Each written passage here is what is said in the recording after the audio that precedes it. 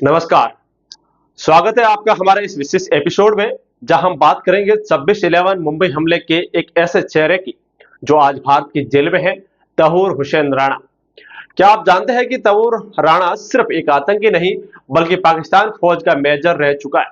Medical corps से भागकर Canada की नागरिकता ली और वहीं से शुरू हुआ भारत विरोधी साजिशों का सिलसिला। कनाडा जहां दशकों से भारत विरोधी ताकतों को खुली छूट मिलती है, नागरिकता, सुविधाएं और सबसे खतरनाक साजिश रचने की आजादी। तहूर राणा की मुलाकात हुई डेविड कॉमनेल हेडली से। दोनों आईएसआई और लश्कर ए तैयबा के लिए काम कर रहे थे और फिर हुआ 26/11 का वो हमला जिसने पूरी दुनिया को हिला कर रख दिया। दोनों ने मिलकर रखी थी साजिश और रेखी रखी टारगेट की पहचान और लोकल हैंडलर की खोज की और पाकिस्तान के आतंकियों की ट्रेनिंग। यह हमला सिर्फ खून खराबा नहीं था, इसके पीछे एक और खतरनाक प्लान भी छुपा था और वो था भगवा आतंकवाद का झूठा नैरेटिव गढ़ना। सोचिए, अगर अजमल कसाब को महाराष्ट्र पुलिस के जाबाज तुकाराम ओमले जिंदा ना पकड़ा होता तो कांग्रेस और पाकिस्तान क्या साबित करते? यही कि हमलावर हिंदू थे, क्योंकि उनके हाथ में कलावा था, फर्जी नाम थे और भारत के शहरों की पहचान थी।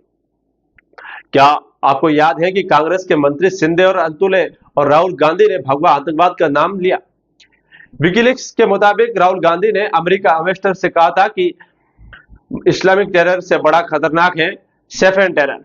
सवाल यह है कि क्या 26/11 सिर्फ एक आतंकी हमला था या इसके पीछे एक बड़ी कोई साजिश जिसमें भगवा आतंकवाद को अंतर्राष्ट्रीय मंच तक स्थापित करने की कोशिश हुई थी। अब तहूर राणा भारत में एनआईए के पास है, क्योंकि वो सच्चाई उगलेगा और क्या वो सामने आएगा कि कांग्रेस का वो सरकार का सच जो सालों से दबा रहा है।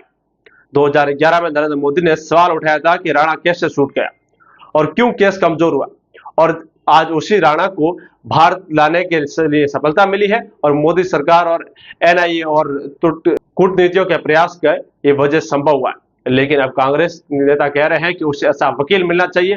167 लोगों की हत्या करने वाले आतंकी के लिए दर्द क्यों?